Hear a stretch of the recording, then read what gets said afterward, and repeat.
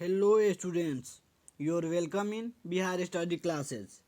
तो आपका स्वागत है फर्स्ट वीडियो में, जो कि MSCS का है। मेरे साथ चलो सीरीज का फर्स्ट चैप्टर है, जो कि सिविक्स का है, पॉलिटिकल लोकतंत्र। तो उसका पहला चैप्टर है, जिसमें दिया गया है फर्स्ट पॉइंट है राजनीति के बारे में। राजनीति क्या है? तो राजनीति एक ऐसी शासन व्यवस्था है जो हमारे समाज में किसी भी समूह तथा सदस्यों में भिन्नता में सामंजस्य और शांति स्थापित करने का काम करती है। क्या करती हैं? तो राजनीतिक एक ऐसी शासन व्यवस्था है। क्या है? शासन व्यवस्था है जो हमारे समाज में किसी भी समूह तथा सदस्यों में भिन्नता, जो उनके अंदर भिन्न है, अलग अलग है, जो भिन्नता दिखाई देता है, उसमें क्या करते हैं? सामंजस्य और शांति स्थापित करने का काम करते हैं। आचार्य चाणक्य को राजनीतिक शास्त्र के पिता कहा जाता है।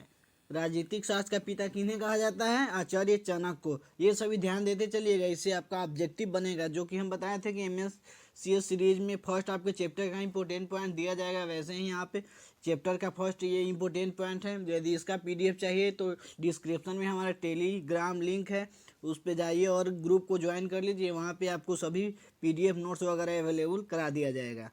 तो आगे बढ़ते हैं। आगे दिया हुआ है, गॉर्डनर के अनुसार राजनीतिक विज्ञान के अध्ययन का आरंभ और अंत राज्य के साथ होता है। किसके साथ होता है?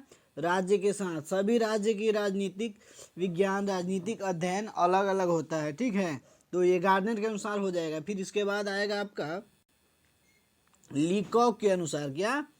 लीकॉक के अनुसार। ये सभी नाम हैं।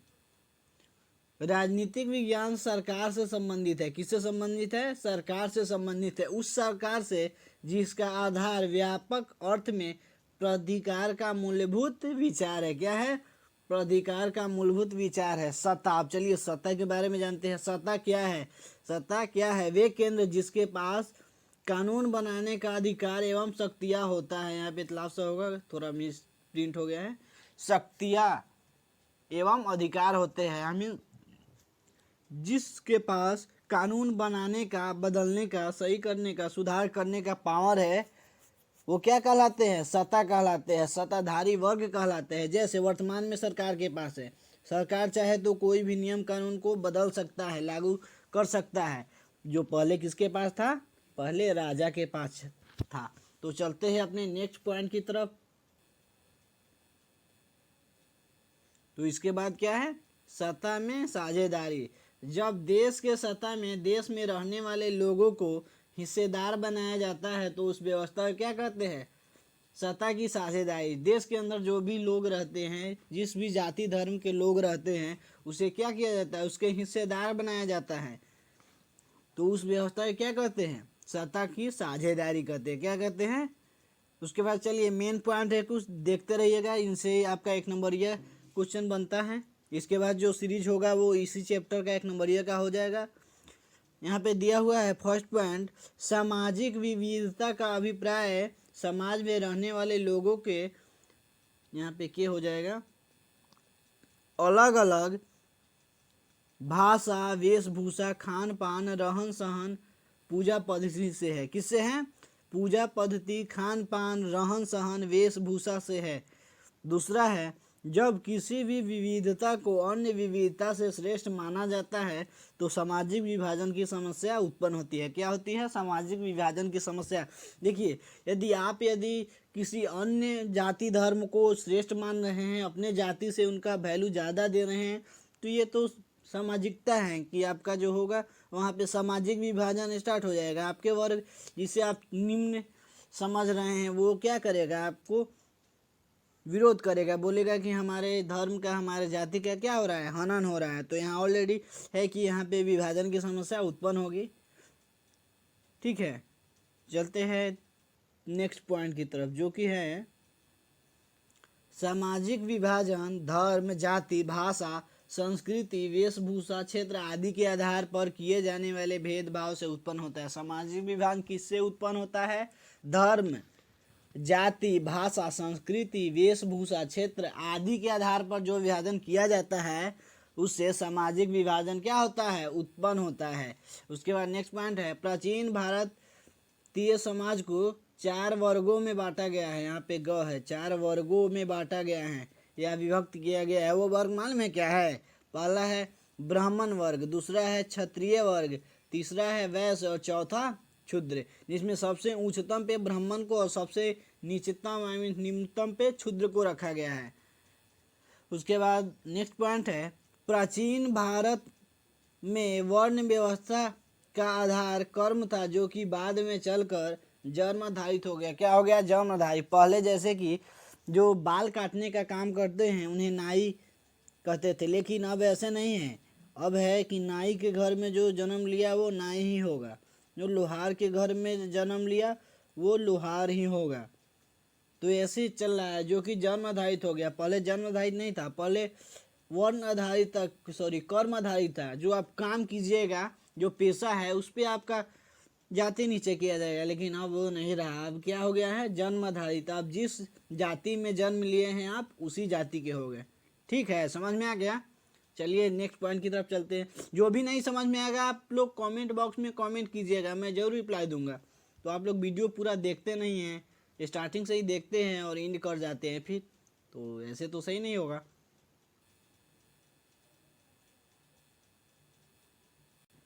इसके बाद चलिए इस चैप्टर का प्रश्नोत्तर स्टार्ट हो गया, जो कि काफ़ी वीवीआई क्वेश्चन है, काफ़ी वीवीआई है, जो बार बार पूछे जाते हैं। क्या है? प्रश्न नंबर 1 है, क्या है? परिवारवाद क्या है? परिवारवाद जानते हैं? देखिए परिवारवाद क्या है समझिए। परिवारवाद ऐसी मानसिकता है जिससे राजनीति क्या हुई है? प्रभावित हुई है, जिसके अंतर्गत राजनीतिक दल के अध्यक्ष चुनाव में अपने ही परिवार के ज़्यादा सदस्यों को टिकट देते हैं। यहाँ सदस्य परिवार समझ रहे हैं क्या होता है? यहाँ सदस्य का मतलब हो गया, परिवार का मतलब हो गया जाति। जैसे अपने ही जाति के जो होते हैं उसी को क्या करते हैं? टिकट देते हैं कि ये मेरे जाति का है, मैं इसे टिकट देता हूँ, तो ये क्या करेंगे? इलेक्शन लड़ेंगे। तो ये हमारा परिवारवाद है, जो कि भारत के लिए सही नहीं है। आने वाले समय में इसे काफ़ी नुकसान हो सकता है। परिवारवाद समझ गए क्या है? परिवारवाद ऐसे मानसिकता है जिससे राजनीति क्या हुई है? प्रभावित हुई है, जिसके अंतर्गत राजनीतिक दल के अध्यक्ष जो मेन होते हैं चुनाव में अपने ही परिवार के सदस्यों को क्या करते हैं? टिकट देते हैं कि हमारे सदस्य ही जीतेंगे और आगे राजनीति करेंगे। ठीक है, चलिए अगले क्वेश्चन की तरफ। अगला क्वेश्चन है, वर्ण व्यवस्था क्या है? क्या है? वर्ण व्यवस्था क्या है? प्राचीन भारतीय सामाजिक व्यवस्था है जिसके अंतर्गत समाज को 4 वर्गों में बांटा गया है। ये बताए थे ना, जिसमें सब ब्राह्मण को सबसे ऊंचे और वैश्य को क्षुद्र को सबसे नीचे रखा गया है। 4 वर्गों में क्या किया गया है? बांटा गया है। जैसे ब्राह्मण, क्षत्रिय, वैश्य एवं क्षुद्र में बांटा गया है। इसमें ब्राह्मण को सबसे ऊपर तथा क्षुद्र को सबसे नीचे रखा गया है। प्राचीन समय में यह कर्म आधारित था, किंतु वर्तमान में क्या हो गया है? जन्म आधारित हो गया है। पहले जैसे कि आप पढ़ाइएगा तो शिक्षक थे, सॉरी अब ये तो अभी है, जैसे कि पहले खेती करते हैं तो आप कोयरी थे, लेकिन अब वो नहीं है। कोयरी के घर में जन्म लिए तो आप वही हो जाएंगे, दूसरा व्याध नहीं हो सकते। जैसे कि देखिए पहले जो तेल वगैरह ये काम करते थे उन्हें क्या बोला जाता था?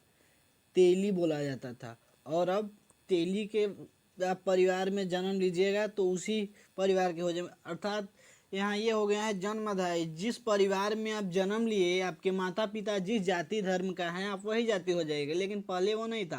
पहले था कि आपके माता पिता बाल काटते हैं तो आप नाई है, लेकिन आप यदि सौदागर का काम करने लगे तो आपका धर्म तो ही होगा, जाति आपका क्या हो जाएगा? बदल जाएगा। क्या होगा? जाति बदल जाएगा। लेकिन अब ऐसा नहीं है, जन्म आधारित है, जो कि भारत के लिए क्या है? काफ़ी खेदपूर्ण है, जिससे काफ़ी नुकसान होता है। तो वर्ण व्यवस्था समझ गए क्या है? जिसके अंतर्गत भारतीय समाज को 4 वर्णों में बांटा गया है, जो कि ब्राह्मण, क्षत्रिय, वैश्य एवं क्षुद्र है, जिसमें सबसे ऊपर ब्राह्मण तथा सबसे नीचे क्षुद्र को रखा गया है। जो प्राचीन समय में क्या था? कर्म आधारित, और वर्तमान में क्या हो गया है? जन्म आधारित हो गया है। नेक्स्ट क्वेश्चन है, लोकतंत्र में द्वंद्व से आप क्या समझते हैं? क्या है क्वेश्चन? लोकतंत्र में द्वंद्व से आप क्या समझते हैं? आप लोग चाहें तो वीडियो को रोककर स्क्रीनशॉट ले सकते हैं, नहीं तो मेरे डिस्क्रिप्शन में टेलीग्राम चैनल का लिंक दिया हुआ है, आप जाइए वहाँ टेलीग्राम ग्रुप से जुड़िए, आपको वहाँ PDF वगैरह सभी मिल जाएंगे। वहाँ कोई फ़ी नहीं है, एकदम फ्री मिल रहा है। जो बैच अभी चल रहा है वो क्या है, MSCS मेरे साथ चलो सीरीज, जो कि 400 प्लस नंबर के लिए है। किसके लिए है? 400 प्लस नंबर बोर्ड एग्जाम में लाने के लिए है। तो चलिए अपने नेक्स्ट पॉइंट की तरफ चलते हैं, जो कि क्वेश्चन के बारे में बता रहे थे। तो क्वेश्चन पढ़ लिए थे, हमारा आंसर क्या है? लोकतांत्रिक देशों में विभिन्न समुदायों को क्या था, यहाँ पे आपसी हित था। आपसी हित को लेकर एक स्वभाव या एक टकराव क्या होता है, प्रकट होता है। उसे ही लोकतंत्र में क्या कहते हैं, द्वंद्व कहते हैं, जिससे हमारा लोकतांत्रिक शासन पद्धति संतुलन करने का प्रयास करती है। क्या करती हैं? संतुलन करने का प्रयास करती हैं। आप इसके डिफिनेशन को लिख लीजिएगा और याद भी कर लीजिएगा साथ ही साथ। और मालूम है आपको शनिवार को क्विज टेस्ट होगा, जो कि टेलीग्राम पे होगा। तो टेलीग्राम का लिंक डिस्क्रिप्शन में मिल जाएगा, उसे आप ज्वाइन कर लीजिएगा और टेस्ट को ज़रूर से ज़रूर दीजिएगा, जो कि आपके एग्जाम में काफ़ी हेल्पफुल होंगे। ठीक है, नेक्स्ट क्वेश्चन है जो कि है, भारत में किस तरह की जातिगत असमानता है, उसको क्या करे, स्पष्ट करे। तो इसका आंसर क्या हो जाएगा? आंसर में लिखा हुआ है, आज भी भारत में बहुसंख्यक आबादी जातिगत आधारित असमानताएं से क्या है, पीड़ित है। आज भी भारत में बहुसंख्यक, बहुत सारे संख्या में जो हमारे आबादी है वो क्या है, इससे पीड़ित है, ये असमानता से पीड़ित है, उनको इससे नुकसान होता है, वह दुखद प्रकट करते हैं। और उसके आगे लिखा हुआ है, वर्ण व्यवस्था पर आधारित हमारी जाति व्यवस्था में कुछ जातियों को श्रेष्ठ एवं कुछ जातियों को क्या माना जाता है, निकृष्ट। श्रेष्ठ समझते हैं, कुछ जातियों को उच्च माना जाता है और कुछ जातियों को निकृष्ट माना जाता है। क्या माना जाता है? निकृष्ट। उच्च जाति अपने से नीचे जाति का क्या करते हैं, शोषण करते हैं, विरोध करते हैं। भारतीय संविधान के प्रावधान भी इस भेदभाव को समाप्त करने में असमर्थ या समर्थ नहीं दिख रहा है, या असमर्थ दिख रहा है। समर्थ नहीं लिख सकते हैं, चाहे यहाँ पे असमर्थ भी लिख सकते हैं, दिख रही है। इस कारण भारत में आज भी क्या है, भारत में आज भी जातिगत असमानता व्याप्त है। क्या है? जातिगत असमानता भारत में आज भी व्याप्त है। चलिए अगले क्वेश्चन की तरफ। हमारा अगला क्वेश्चन है, लैंगिक असमानता क्या है? लैंगिक असमानता समझते हैं, पुरुष और स्त्री के बीच जो असमानता होता है।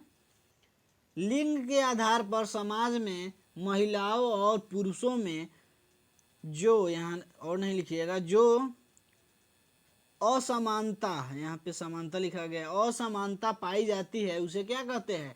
लैंगिक असमानता कहते हैं। यह समानता सामाजिक, आर्थिक, राजनीतिक व अन्य क्षेत्रों में पाई जाती है। जैसे स्त्री और पुरुष के बीच यहाँ भेदभाव किया जाता है, वो सामाजिक मामले में, समाज में भी किया जाता है कि ये काम स्त्रियां नहीं कर सकते, ये काम पुरुष कर सकते हैं। यहाँ राजनीति में भी होता है और अन्य क्षेत्र में भी होता है।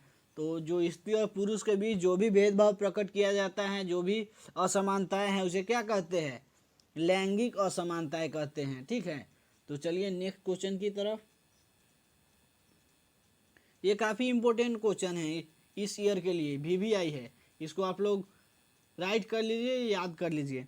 बहुसंख्यकवाद किसे कहते हैं? क्या है? बहुसंख्यकवाद किसे कहते हैं?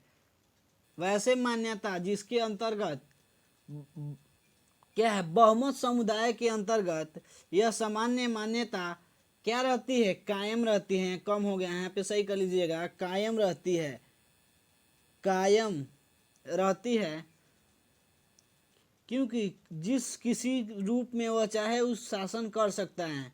क्या कर सकता है? वह समुदाय चाहे तो जिस किसी भी रूप में शासन कर सकता है, उसे क्या कहते हैं? बहुसंख्यकवाद कहते हैं। यहाँ पे कुछ मिस्टेक हो गया है, यहाँ पे कम नहीं होगा, कायम होगा, यहाँ क्योंकि होगा। ठीक है, इसको सही कर लीजिएगा, यहाँ पे क्योंकि होगा और यहाँ कायम होगा। को जिस किसी भी रूप में चाहे शासन कर सकती है, वो क्या कहलाती है? बहुसंख्यकवाद कहलाती है। चलिए नेक्स्ट क्वेश्चन की तरफ। ये भी काफ़ी इम्पोर्टेंट क्वेश्चन है, इसको भी VVI में कर लीजिए, इसको भी याद कर लेना है किसी भी हालत में। भारत एक धर्मनिरपेक्ष राज्य है। कैसे धर्मनिरपेक्ष समझते हैं? जहाँ पे सभी जाति धर्म रहते हैं, यहाँ कोई इम्पोर्टेंस नहीं है कि आप इसी धर्म का होना चाहिए। तो यहाँ पे इसका आंसर लिखेंगे भारत एक धर्मनिरपेक्ष राज्य है, क्योंकि ऐसे नंबरिंग वाइज करते जाइएगा तो आपका नंबर एक भी नहीं कटेगा, ये मेरा गारंटी है, ठीक है। तो आप इस तरह से लिखेंगे तो 400 प्लस नंबर आना निश्चित है, एक नंबर भी आपका नहीं कटेगा। तो ऐसे करके लिख लीजिए भारत एक धर्मनिरपेक्ष राज्य है क्योंकि, और नंबर 1 दे करके यहाँ लिखिएगा भारतीय संविधान में किसी भी धर्म को राजकीय धर्म के रूप में स्वीकृति नहीं दी गई है, स्वीकार नहीं किया गया है। यहाँ पे कोई भी धर्म नहीं है जिसे राजकीय धर्म के रूप में माना जाता है। बताइए तो ऐसा कोई धर्म है जिसे राजकीय धर्म के रूप में स्वीकार किया गया है कि इस राज्य का ये धर्म है, दूसरे धर्म वाले नहीं रह सकते हैं? ऐसा नहीं है। तो यहाँ पे क्या है, भारतीय संविधान में किसी भी धर्म को राजकीय धर्म नहीं माना गया है। और दूसरा लिखिएगा भारत के सभी नागरिकों को स्वेच्छा से किसी भी धर्म को मानने, प्रचार करने या आचरण करने की स्वतंत्रता मौलिक अधिकार के रूप में दिया गया है, उनका अपना अधिकार के रूप में दे दिया गया है। आप किसी भी धर्म को मान सकते हैं, उसका प्रचार वगैरह कर सकते हैं। और तीसरा लिखिएगा हमारा संविधान धार्मिक समानता एवं स्वतंत्रता की क्या देती है, गारंटी देती है। यहाँ आपको फुल्ली छूट है, आप जिस धर्म को चाहे अपना सकते हैं, आपको कोई नहीं रोकेगा, ठीक है। चलते हैं नेक्स्ट क्वेश्चन की तरफ। नेक्स्ट क्वेश्चन है वो है भ्रूण हत्या क्या है, क्या कानून इसे रोकने में सफल हुआ है? तो उत्तर इसका लिखिएगा आधुनिक उपकरणों की सहायता से गर्भ में ही शिशु के लिंग की जानकारी क्या हो जाती है, हमें प्राप्त हो जाती है। यदि गर्भ में, यहाँ पे मिस्टेक गैर लिखा गया है, गर्भ में पुत्री है तो क्या की जाती है, हत्या कर दी जाती है। इसे क्या कहते हैं, इसे ही भ्रूण हत्या कहते हैं। आधुनिक उपकरणों के उपयोग से हम लोग क्या करते हैं, शिशु की लिंग की जानकारी प्राप्त पहले ही कर लेते हैं, शिशु के जन्म से पहले ही। यदि पुत्री है तो क्या कर दिया जाता है, ज़्यादातर हत्या कर दिया जाता है। इसे ही क्या कहते हैं, भ्रूण हत्या कहते हैं। इसे रोकने के लिए कानून बन चुके हैं, परंतु अभी तक आशातीत सफलता नहीं मिली। आशातीत समझते हैं, जितना आशा है, जितना उम्मीद है उससे कि हमें इतना सफलता मिले, वो सफलता अभी तक नहीं मिल पाई है। इस पर रोकने के लिए कानून के साथ साथ हम लोगों के सोच भी बदलनी चाहिए, हमारे भी सोच बदलने चाहिए, ठीक है। तभी इसमें हमें सफलता मिल सकती है, नहीं तो वही भ्रूण हत्या होता रहेगा और आप लोग देखते रहिएगा, कुछ फायदा नहीं हो पाएगा। ये भी काफ़ी इंपॉर्टेंट क्वेश्चन है, लोकतंत्र के विभिन्न प्राथमिकताओं को लिखे।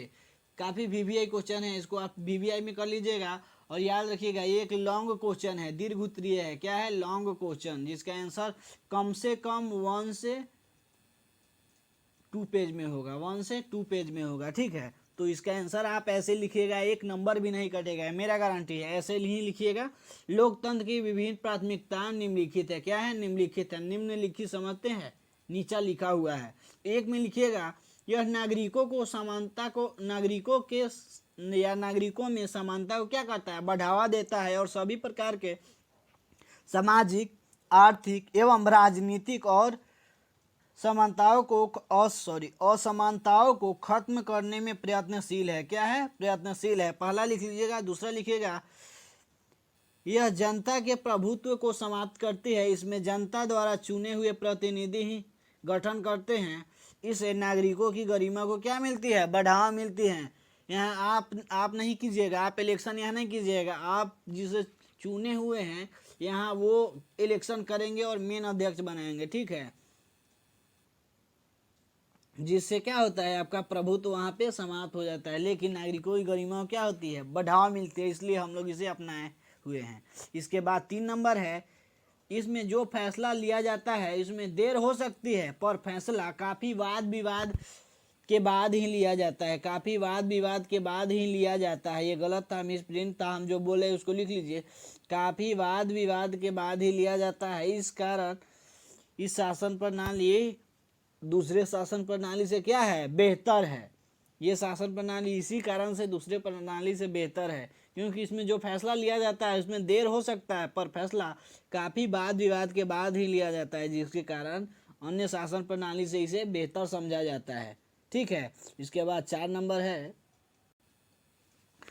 4 नंबर में लिखा गया है, इसमें विभिन्न प्रकार के सामाजिक, आर्थिक, राजनीतिक और धार्मिक टकराव को संभालने और कम, यहाँ पे कौन कौन नहीं होगा, यहाँ पे होगा कम, खत्म या खत्म करने की क्या होती है, गुंजाइश होती है। इसमें जो भी टकराव, जो भी दिक्कत है उसको खत्म करने का, कम करने का गुंजाइश होता है। लेकिन दूसरे व्यवस्था होती है लोकतंत्र को छोड़कर, उसमें नहीं होती है। इसमें गलतियों को सुधारने की गुंजाइश होती है। आप चाहे तो गलतियां को सुधार सकते हैं। ठीक है, thank you for watching this video. आपका ये सेशन समाप्त हुआ जिसमें इस चैप्टर के इंपॉर्टेंट पॉइंट्स और कुछ इंपॉर्टेंट क्वेश्चन दिए गए थे। इसके बाद इसी चैप्टर का दूसरा सेशन आएगा, MSCS सेशन ही होगा, जो कि 400 प्लस नंबर के लिए चल रहे हैं। तो इसमें आपको ऑब्जेक्टिव का सेशन होगा, जिसके लिए आपको क्या करना है, चैनल को सब्सक्राइब करना है और हमारे चैनल को फॉलो करते रहना है। ये सभी का PDF चाहिए आपको तो हमारे डिस्क्रिप्शन में टेलीग्राम का लिंक मिल जाएगा, आप वहाँ से जाइए और ग्रुप को जल्दी से ज्वाइन कर लीजिए। यहाँ पे एवरी सैटरडे को क्विज टेस्ट भी होगा, जो कि काफ़ी आप लोगों के लिए क्या है, इम्पोर्टेंट है। ठीक है, तो बस इतना ही, फिर मिलते हैं नेक्स्ट वीडियो में, तब तक के लिए बाय।